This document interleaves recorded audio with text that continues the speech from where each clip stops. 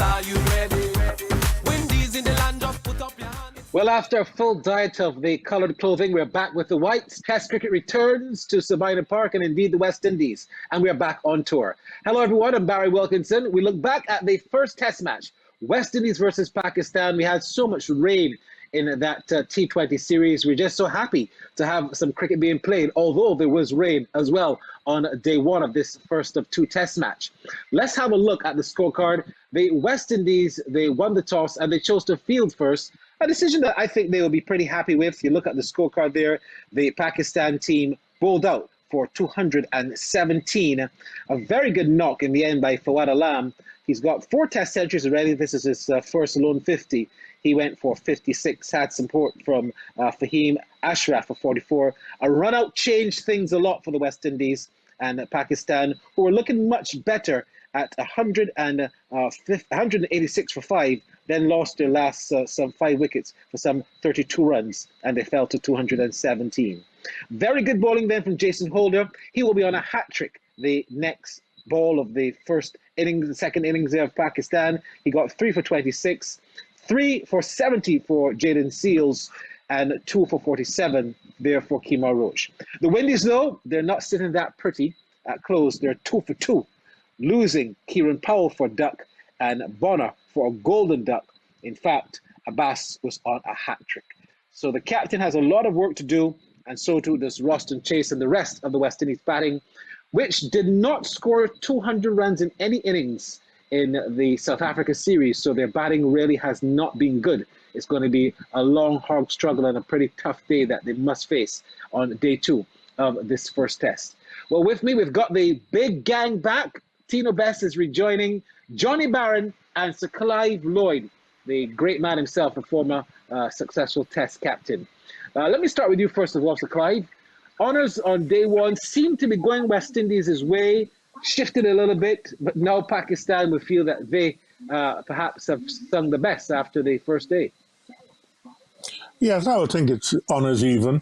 And the West Indies, they made some early inroads into the Pakistani batting, and they had them reeling at 5 for 80 odd. And then the Pakistanis, after tea, sort of pulled themselves together, and the West Indies looked slightly pedestrian and nothing was happening, and the Pakistanis were growing in strength. But they pulled it back. That run out saved the day, more or less, because once that run out happened, they collapsed. 5 wickets for 35 runs. And the West Indies would have thought that it's a good day, putting aside and bowling them for 217. But then they too made a sort of a very shaky start. They're 2 for 2, and they now have to sort of get themselves together and try and get a large score, because the Pakistanis do have some very good bowlers, and they're very accurate. They seem to know what to do. But it is very interesting. And I think tomorrow, first hour or so, or 2 hours, would be quite interesting. I was very impressed with young Seals. I think he's one for the future. And I think he needs some help with his run-up and his action and so on. And he needs somebody, an experienced player working with him, because I think he's got a lot of potential. Johnny, as I come to you, you look at it from a Pakistani perspective. In terms of how the Pakistan team batted, several people got starts. Why do you think they weren't able to continue and then perhaps change those starts into something big? Was it the pitch? Yeah, I think it's a combination of factors, really. I thought the conditions that Pakistan had to face in that afternoon session were really difficult, very tough overheads on a pitch which was clearly giving assistance. To be honest, I just felt that the West Indies let them off the hook, really. That's the kind of wicket that you feel South Africa in the previous series would have knocked over West Indies for about 120, 130 max. The ball zipped around all day. So I think actually Pakistan terrific job to get up to 217. And I think, as Clive alluded, it was actually that session after tea where Pakistan were jogging along at 5 and over that was the real killer. 85 for that 6th wicket was the big partnership of the day, and that was between Fawad Alam, who got 56, and Fahim Ashraf, 44. I thought 217 was a good effort. Tino, let me talk to you and deal with you about with the fast bowlers. Let's start with Roach. I want your opinion on how Roach bowled. Jaden Seals picked over Alzari Joseph, which to me is still a bit of a contention. And also Jason Holder. Talk to me about those three if you had to sum them up in 90 seconds, 30 seconds each on each fast bowler. Let me hear you. Barry, I thought Kemar Roach continued to show his class. The way that he went about bowling a new ball, bowling good areas, he continued to go from strength to strength. And he doesn't have the pace of yesteryear, but he has this skill set. And I thought he bowled beautifully. And he set up the game very well for Jason and young Seals to come in behind him. I thought young Seals justified his pick before Zari Joseph in getting 3 for and Jason Holder. We saw in the one-day games, he's starting to get back that rhythm from Kensington over, Barry. And it's kind of gone over to the test game. We've seen a Jason Holder in good nick again, and he bowled beautifully. But honestly, Barry, I honestly believe that Pakistan got away as well. When you have a surface like that is so conducive for fast bowling, I thought that Pakistan scored 60 runs too many. And you look at the fact, Tino, that you say Pakistan might have scored too many, but what about the fielding for the West Indies, the catching? That seemed to be pretty on target because they did snare some very good catches. Yeah, for sure. I mean, they got a good fielding coach, and you can see. And look, that's what's going to make the cricket look a lot better. That's what's always going to encourage the fast bowlers as well. That run out, because as they said, that 6-wicket partnership that added 85, that was moving along at 5 runs and over beautifully. And that run out by Ross and Chase was brilliant. That is what you need. And I remember when I was playing, I always heard the coaches always say, look, we need at least 1 run out per innings. And West Indies got that today, and it changed the complex of the game because really and truly, I thought that the West Indies started to look a little lethargic, and started to look a little slow in the field. And Pakistan would have scored maybe 260 today and even battled the rest of the day and come tomorrow. So that run-out was good. So the fielding looked good, the catching looked sharp, and it looked a good unit. But I just felt that Pakistan scored a little too many, Barry. So, Clive, you were a very stubborn left-handed batsman, but you were attractive to watch. Some might argue that Fawad Alam is not, but he's successful. How do you rate Fawad Alam with that stance? I mean, it's not very pretty to watch, but he's got 4 centuries already, and he's got his first lone half century today. How do you rate him, and how well did he bat? Well, I think you look at Chandra Paul, but he's not that square on. But the point is, you notice when Desmond Haynes was quite open too, but before the ball is bowled, they're in that batting position. This guy puts off the bowlers. I think he might not be attractive, but the point is, he makes runs, and you have to give him credit for that. He works at his game, and he's probably worked things out properly. And if he had stayed in there towards the end, I'm sure they probably would have had somewhere around 260, 270, and that would have been even more detrimental to the West Indies. But they played very well. I thought that they, at that stage, but it looked like the West Indies were getting a little tired, and I think they got buoyed up by that run out. The other thing is that we have this, we've given away 13 extras again. You can see the 30. I mean, it's quite a lot for, you 70 overs. We must try and tighten up in that area. But all in all, the feeling was quite good, no doubt about that. And I hope that they can get a big score, because if they don't, if Pakistan get a lead here, a lead at this stage would be quite detrimental. All right, you're watching On Tour. When we come back, we're going to look at the West Indies batting. You might say that 2 for 2 is not a lot to see, but there was a lot to analyze, I can tell you. So when we come back, the West Indies and how they batted. Stay with us. Jump up, people, are you ready? Windies in the land of put up. It's time to jump up, people, are you ready? Windies in the land of. So welcome back to On Tour. Just to remind you, play, of course, starts in the Eastern Caribbean just about 11 o'clock. and that's in Jamaica, 10 o'clock. And we start the coverage just about 50 minutes before. Johnny, 217 and the West Indies 2 for 2. Let's switch the attention now to the batting of the West Indies. And they continue to have this problem of not getting a good start. I thought the contention there, Johnny, was did that catch carry? The catch that dismissed Kieran Powell. Was that a clean catch? And did Leslie Reefer Jr. make the right decision? Your thoughts on that as we look back at it?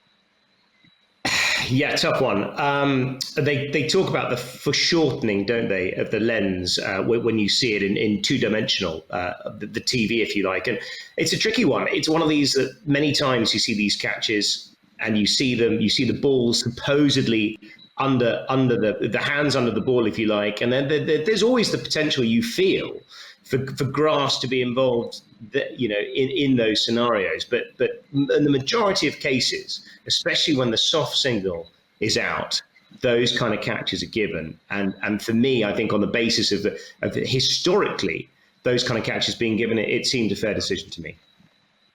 You would agree with that, Tino? Well, of course, Barry. I mean, at the end of the day, they look clean to me. So I thought that Leslie Reefer Jr. made a good decision, and it is though. No. On the flip side, Bonner and his decision. His decision was 50-50. In the end, it was umpire's call. Was that the correct decision in your opinion? If there was no review, do you think that was a good decision in your opinion, Tino Best? Not at all. And that's why I'm not an umpire, Barry. I'm a bowler. But look, if it was a bowler, I would want a decision. That's the honest truth. But if the umpire said it going over, I would have accepted that because the ball is brand new. The pitch is bouncing. It got good carry. And it hit the top of the pad as well, Barry. I thought it was a poor decision. And look, let them review it. The technology is there. If you say no, like all today, they were not giving any decisions for the West Indies. As soon as Pakistan come out and they appeal, they got a decision that was 50-50. My gosh, I'm still upset because Bonner was a big wicket. Bonner's not getting back in, and he is one of our best batters as well. And he's playing, I think, his first Test match in Jamaica as well to go and to get one ball. And look, Bonner's in there kicking himself because he's saying, look, the umpire didn't give any decisions all day, and the first opportunity that I get hit on my pad, he giving me out. So I'm disappointed for Bonner, and I'm also disappointed in the umpire's decision as well. So, Clyde, why is the pitch so difficult to bat on, or why does it appear so difficult to bat on now? Especially how the West Indies have made it look in that little ticklish 20-25 minutes that they batted. Well, I don't know how many games are played in that square in the last year, because we haven't played a lot of cricket in Jamaica in a year and a bit. So they haven't had a lot of games on that pitch, but it did sort of, move around quite a lot.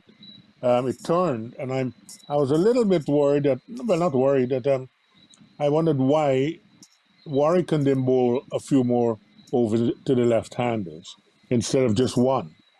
I thought that they could have given the bowlers a little bit of a rest, and at that period when they looked tired, that he could have bowled and held an end of such. But it didn't happen, and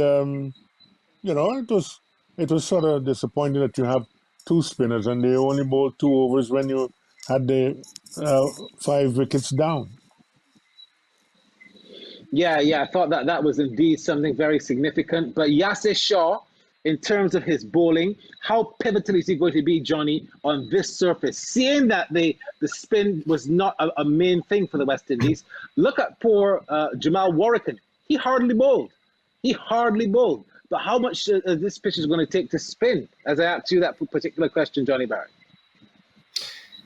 Well, it's going to take turn, isn't it? And Yasir Shah will have fond memories. 25 wickets, I think he took in the 2017 series. I think he got a stack full, didn't he, as well as Sabana Parker on that particular tour. He turned it in the 1 over he got here this evening. You think he'll continue to turn it through the course of the day? I mean, to be perfectly honest, I feel that the 3-pronged seam attack will do a lot of damage early doors tomorrow. You might not see Yasir Shah for a while because that pitch you feel will continue to nip about. But very, very dangerous prospect. He hasn't been quite the same since that 2017 tour in the West Indies, where he was so prolific, but he's a very dangerous customer. Tino, are we fooling ourselves about the batting of the West Indies? I mean, we saw against South Africa, they did not make 200 runs on any occasion. And this attack is perhaps just as good or even better. Have we fooled ourselves about how this West Indies batting lineup is? To be honest, Barry, on that surface against that Pakistan attack, I think it's 2 hours tomorrow. I think the captain has to stay in, and they got to fight. If things don't go wrong, I can see West Indies being bowled out for 90, Barry. And the surface is conducive for that type of bowling. They got a left-hand pacer, and they got so much variety. And you got Azhar Ali to come, and Abbas. Abbas just gone for a brilliant county season for Hampshire, where he was absolutely magical. And these surfaces with all that grass on it as well and good carry, he's going to be a handful tomorrow. The West Indies techniques are going to be tested. If they can get through that first hour or two, I think that they get close to that 217.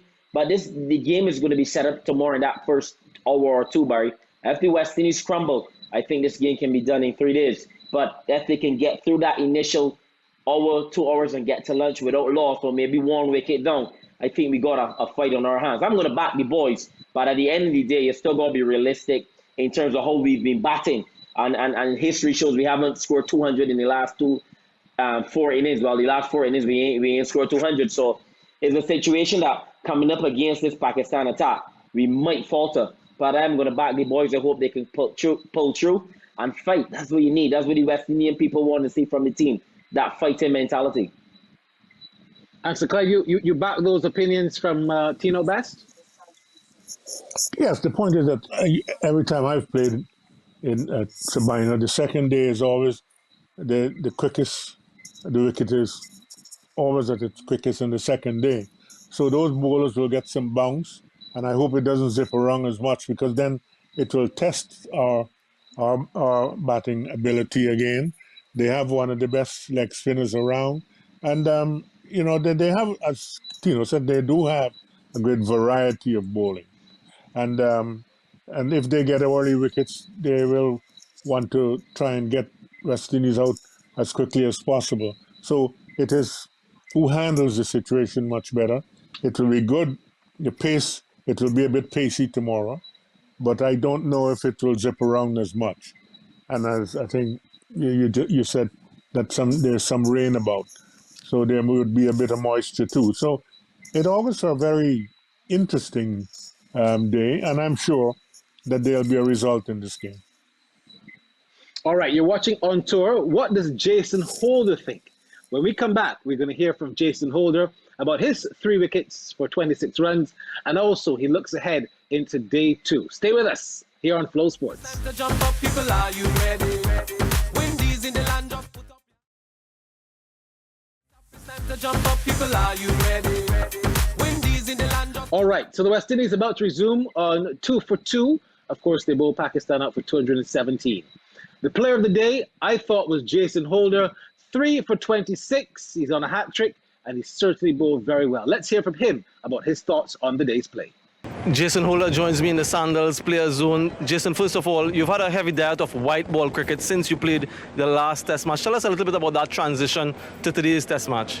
Yeah, it wasn't too bad, man. We got up here quite early, I had a few days to prepare. And, for me, just finding some time in the middle, I hit a lot of balls practicing and obviously ball a few balls just to get the rhythm back into my bowling. So, it wasn't a bad transition. I think we had a pretty good day as a bowling unit. And 3 for 26, what would you attribute for your level of success here today on the surface? Well, it was quite slow, a little slower than I expected it to be. We had to be a little bit fuller and, try to make use of the movement that we got. Just one of the things I wanted to do is just make them play as much as possible, and I felt I did that really well today. And as a bowling unit, of course, you guys would be pleased with dismissing the Pakistan team for 217. Yeah, definitely. If you asked us if we wanted to take 217 at the start of the day, I think we would have taken it. Disciplined bowling by everyone. Probably, if I'm being a little critical, maybe a few too many boundaries, but, all in all, I would have taken 217. And the next time you bowl in the second innings, you'll be on a hat-trick, 2 wickets in the last 2 deliveries. But let's project towards tomorrow's play. You lose 2 quick wickets this evening. What is needed from your batsmen now? Just some application. I think it's going to be difficult up front, obviously with the amount of grass and movement that they will extract on the surface. We just got to be a little bit, tighter, give ourselves a really good chance to get a really big score. I think the partnership today between Babar and also Azhar, was a good example of it. And then obviously 2 left-handers in the middle, Fahim and also Fawad. I think they put up a really good partnership and showed us how to apply ourselves. So I think that's one positive that we could take from them, seeing the application that they presented today. And tomorrow, that's what's needed. Wonderful stuff there from Jason Holder. Gentlemen, as we wrap up the program, I'll start first of all with you, Johnny Barron. Let's talk Pakistan. What are they looking to do to try and perhaps win day 2 of this test match? To be honest, just keep doing exactly what they did today. I thought they were exceptional with the ball at the end, and actually they batted really well to get themselves into the position that they are in.